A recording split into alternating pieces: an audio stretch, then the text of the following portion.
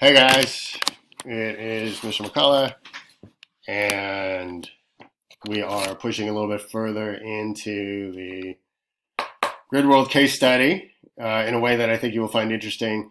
We are going to start working with subclasses of the critter class.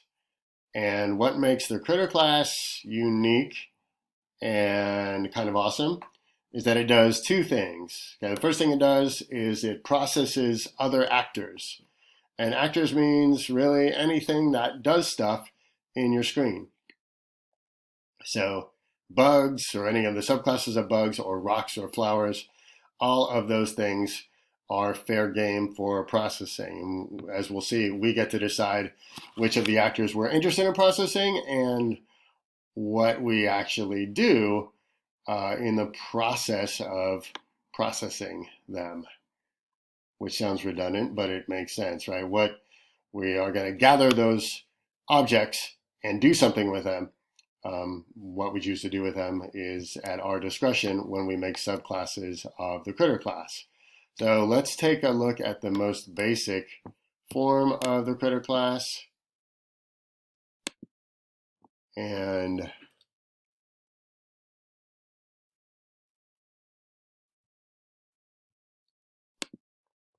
okay, what you should see.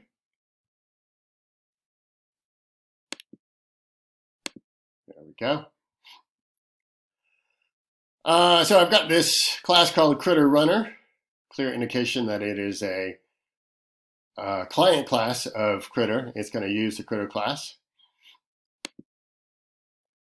And into that world, I am adding two critters, one at location 4, 4, and one at location 0, 0. So let me go ahead and run this, and we will see what our world looks like. I'm also adding some flowers and some rocks and some bugs. So that's fun. Those classes that are already familiar to us will be appearing, and I'll drag them onto here. Let's see. I'm not sure what you are able to see right now. Okay, sorry, had to interrupt that for some technical challenges.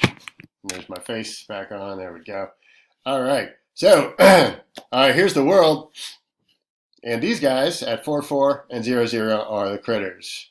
Now, I know you're excited to know what critters do. Let me tell you, critters move around randomly. So let's talk about the move first. Actually, no, let's talk about the processing actors. The actors that they process are all of the actors that are within 1 square of them. So directly forward or upward to the right or to the right. Basically all 8 spaces that immediately surround this critter will be processed. And what does processing mean in the case of a chameleon?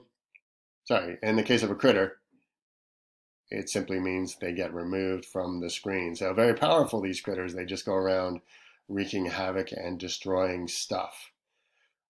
Once they have done that, then they make their move. They choose their move strictly randomly. So as long as it's a legal move, it gets added into a list of positions to which they can relocate to, and then they do so. Let's see what that looks like. Let's just go straight to run. Here we go. Okay. Notice the one actor that is not removed by these randomly darting critters. Okay, it's gobbling up flowers and it gobbled up some bugs, but what it will not gobble up is obviously rocks. I guess that makes sense. No one wants to eat rocks, but flowers and other bugs are edible. Okay, so that's the critter class. And the idea is we want to extend the critter class. And extending it means that we are going to get all of the methods that are defined. So let's look at what those methods are. I'll slide this in so it's visible. Critter.java found in Appendix C. Critter extends actor, so you're going to inherit all the stuff that's already in actor.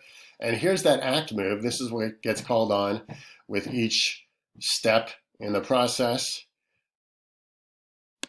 It basically, this is just making sure that it is still in the grid.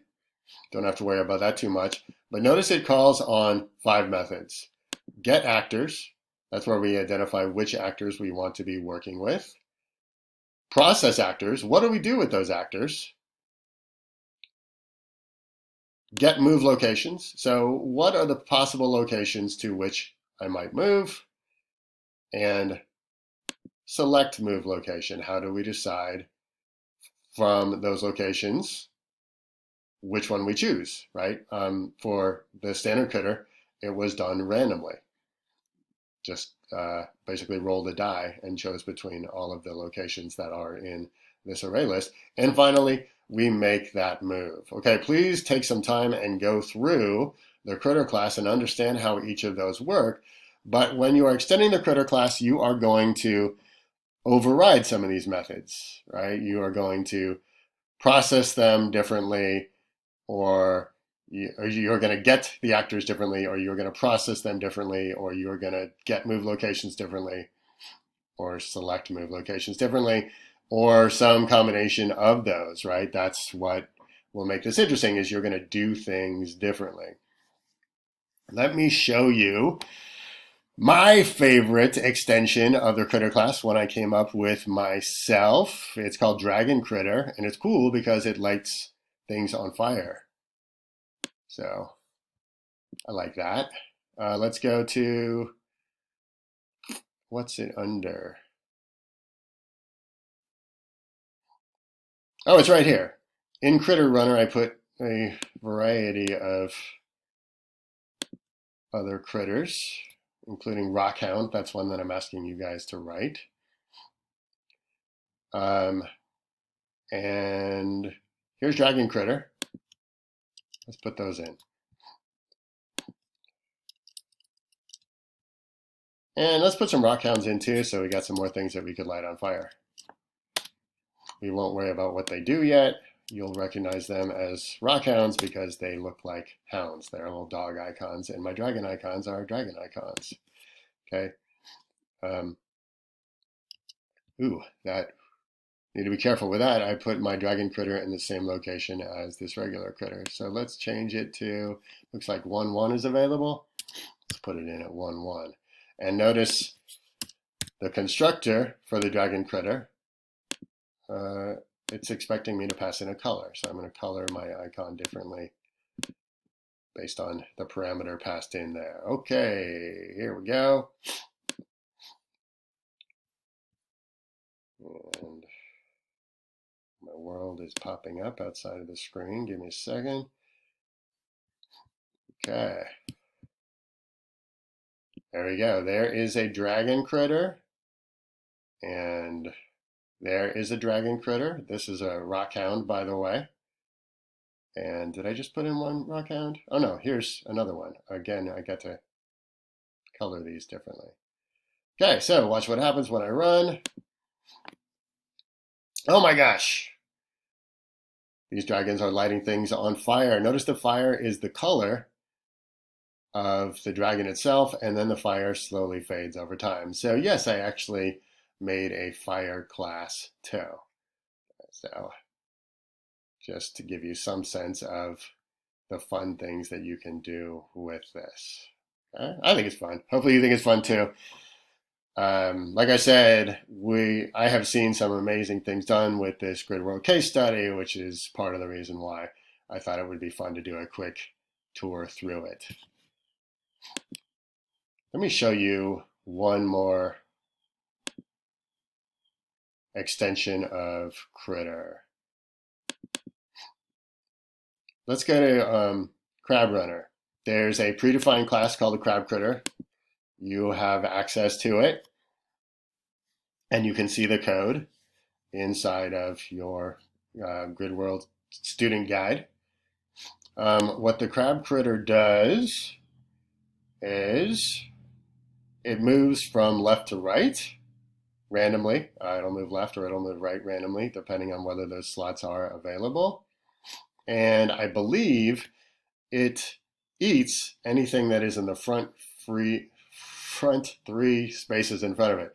So straight ahead, or straight ahead and to the right, or straight ahead and to the left. Let's confirm that that's actually happening here.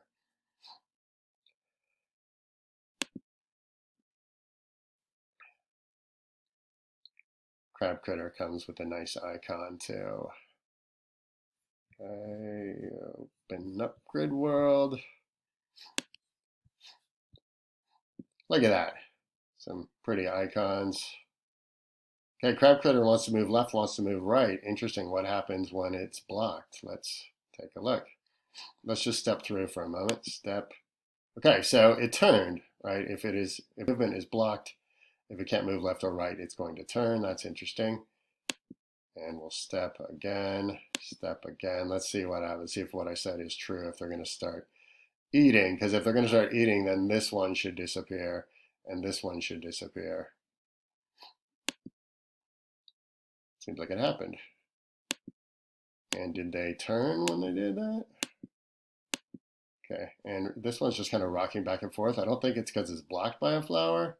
I could be mistaken. I think it's because it's just randomly choosing. Oh, apparently it is blocked by a flower. Okay. I have to review that a little bit. But it's all documented in the student guide. Okay, so what's different in the Crab Critter? Let's go ahead and close this down. And what methods did we need to redefine? Well, we don't need to redefine everything, right?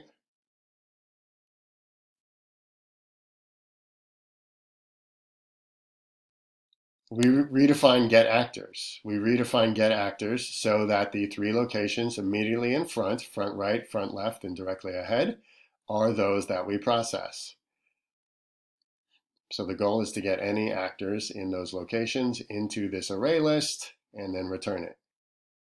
So this is some code that shows you how to do that.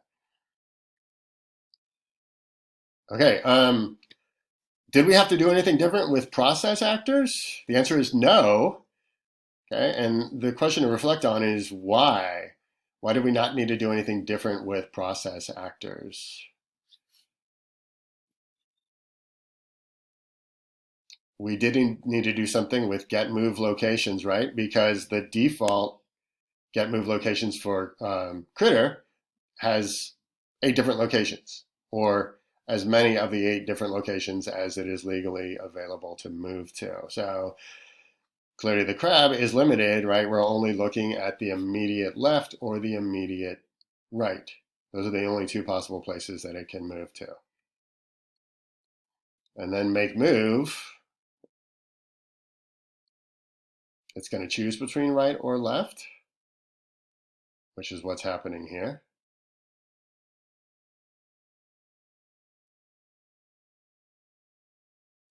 And then here's another method that is intended to assist. So again, in redefining these classes, I'm almost out of time with this video, but in defining subclasses of the critter class, look at those 5 methods. Ask yourself, which of these do I need to redo, and which of these can I just use what already exists for critter? And it's pretty rare when you would need to override all 5 of those methods. It's possible, but generally you're going to be only overriding some of them. Okay, hopefully this is helpful. As always, let me know if you have any questions, and pay close attention to your study guide and to the appendices. The goal is to get familiar with this code. Peace.